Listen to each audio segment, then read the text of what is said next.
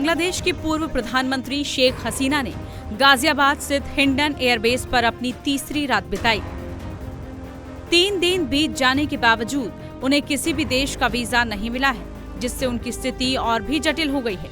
सूत्रों के मुताबिक शेख हसीना की उदासी और मायूसी उनके चेहरे पर स्पष्ट रूप से देखी जा रही है।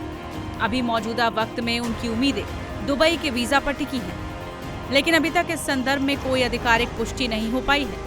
हिंडन एयरबेस पर शेख हसीना के ठहरने की स्थिति पर कई कयास लगाए जा रहे हैं। सूत्रों ने बताया कि शेख हसीना की स्थिति को देखते हुए भारतीय अधिकारियों ने उनकी सुरक्षा और आवास की व्यवस्था को प्राथमिकता दी है।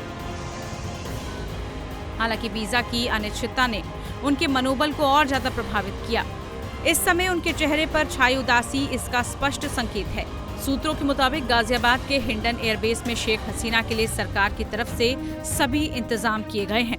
उनकी सिक्योरिटी को खास दुरुस्त रखा गया है। इस बीच अन्य अंतर्राष्ट्रीय हस्तक्षेप की संभावना के बीच शेख हसीना के वीजा की प्रक्रिया को तेजी से पूरा करने का प्रयास भी किया जा रहा है।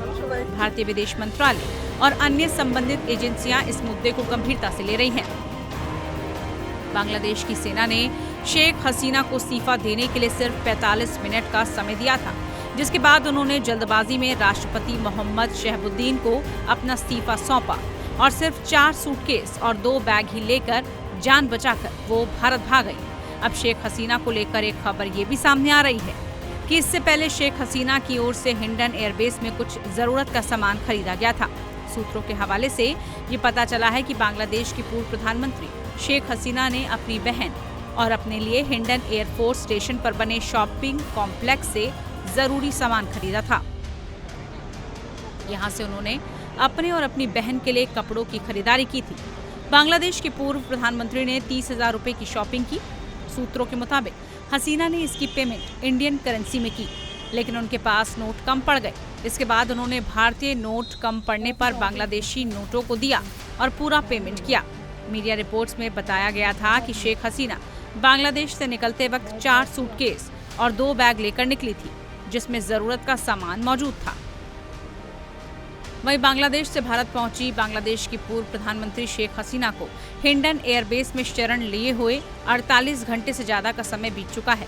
इस दौरान वो भारतीय वायुसेना द्वारा सेफ हाउस में मेहमान नवाजी का पूरा लुत्फ उठा रही हैं। बांग्लादेश की पूर्व प्रधानमंत्री के स्वास्थ्य का भी विशेष ख्याल रखा जा रहा है। एयरबेस पर इसको लेकर भी इंतजाम किए गए हैं। एयरफोर्स की डॉक्टरों की टीम की ओर से उनका रूटीन में हेल्थ चेकअप भी किया गया। उनका स्वास्थ्य पूरी तरह से सही बताया गया। हालांकि इसकी कोई भी आधिकारिक पुष्टि नहीं कर रहा है।